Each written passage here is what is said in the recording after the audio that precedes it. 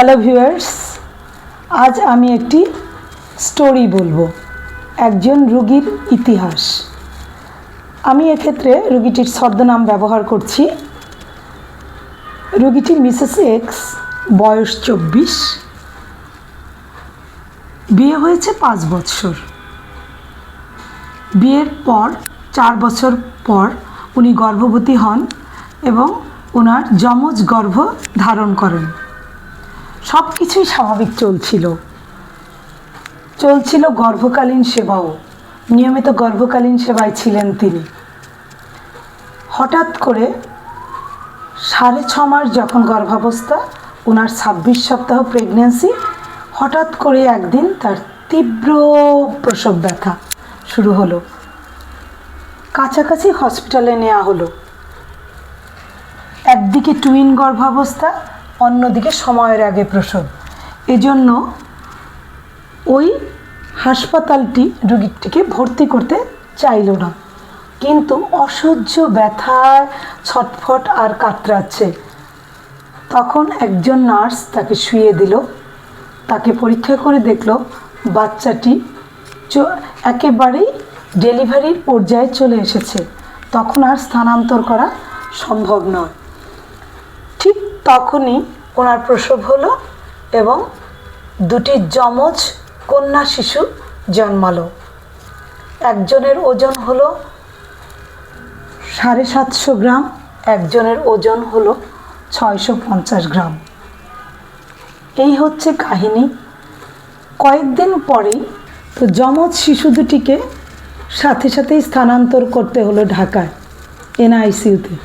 কিন্তু জন্মের পরপরই যেহেতু এত কম ওজন নিয়ে তাদের জন্ম, এজন্য শ্বাসকষ্টজনিত কারণে এনআইসিইউতে দুটি শিশুকেই টেকানো গেল না। এরপর থেকেই দম্পতি এবং তার পরিবার মুষড়ে পড়ল। ডেলিভারির পরপরই আবার মা হওয়ার তাড়না তাদেরকে ছুটে বেড়ালো। বিভিন্ন হাসপাতালে ঘুরতে চলে এলো আমার কাছে। তো আমি তার পরীক্ষা নিরীক্ষা করে দেখলাম যে তার জরায়ুর ভেতরটা দুটি ভাগে বিভক্ত। বিশেষ করে যেটি ট্রান্সভ্যাজানাল সোনোগ্রাফি এবং 3D আলট্রাসোনোগ্রাফির সাহায্যে ধরা পড়ল জরায়ুটি দুটি ভাগে বিভক্ত। তখন আমরা প্ল্যান করলাম যে এই জরায়ুর যে ক্যাভিটিটি দুটো ভাগে বিভক্ত, এটিকে সেপ্টেড জরায়ু বলে। এই পার্টিশনটা যদি আমরা জরায়ুর অভ্যন্তর ভাগের সার্জারি, যেটি হিস্ট্রোস্কোপিক সার্জারি নামে পরিচিত, সেটির মাধ্যমে যদি কেটে দেওয়া যায় পার্টিশনটি, তাহলে জরায়ুর ক্যাভিটিটি একটি ক্যাভিটিতে রূপান্তর হলো এবং সেক্ষেত্রে তার পরবর্তী গর্ভধারণে অসময়ে প্রবেশের সম্ভাবনা। তো জরায়ুটিকে যদি একটি ক্যাভিটিতে রূপান্তরিত করা যায়, তাহলে কিন্তু তার অসময়ে অপরিণত প্রসবের যে সম্ভাবনা, এটা অনেক কমে যাবে। এজন্যই আমরা প্ল্যান করলাম তাকে হিস্ট্রোস্কোপিক সার্জারির সাহায্যে জরায়ুর অভ্যন্তরের যে পার্টিশন বা সেপ্টা বলে, ওটিকে রিসেকশন করে দেওয়ার, এবং সাকসেসফুলি সেটিকে রিসেকশন করা হলো।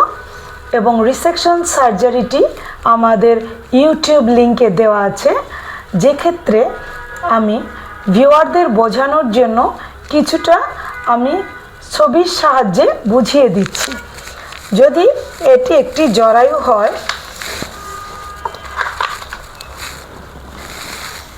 স্বাভাবিক জরায়ু, আমি একটি ছবি আঁকলাম।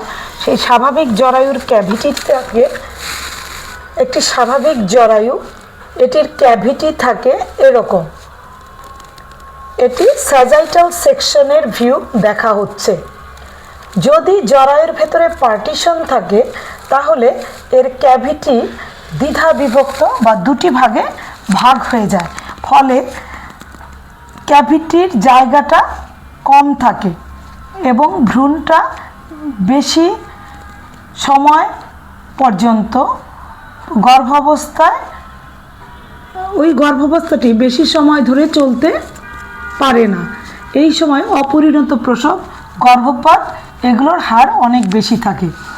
সেক্ষেত্রে আমরা হিস্ট্রোস্কোপিক সার্জারির সাহায্যে, যেখানে জরায়ুর কোনো ক্ষতি না করে যদি আমরা এই পার্টিশনটাকে খুলে দিতে পারি, তাহলে জরায়ুর ক্যাভিটিটি কিন্তু পূর্ণাঙ্গ একটি ক্যাভিটিতে রূপান্তর হলো, এবং যার মাধ্যমে রোগী পরবর্তীতে গর্ভধারণ করলে অপরিণত প্রসবের হার অনেক কমে যাবে। এটি একটি জন্মগত ত্রুটি। এই জন্য আমরা অনেক সময় দেখা যায় ল্যাপারোস্কোপিক সার্জারির সাহায্য নিয়ে অন্য কোনো নারী প্রজননতন্ত্রের জন্মগত ত্রুটি আছে কিনা, বা জরায়ুটি এভাবে না হয়ে বাইকর্নুয়েট থাকতে পারে।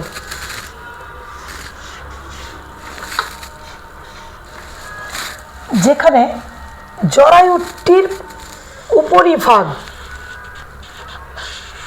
কিছুটা ঢুকে গেছে, কিন্তু এটি কিন্তু পার্টিশন না।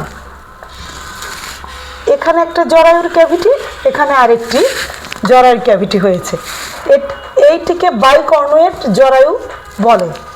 আবার অনেক সময় এ ধরনের মুলারিয়ান অ্যাবনর্মালিটি বাইকর্নুয়েট না হয়ে সম্পূর্ণ দুটি আলাদা জরায়ুতেও বিভক্তি থাকতে পারে।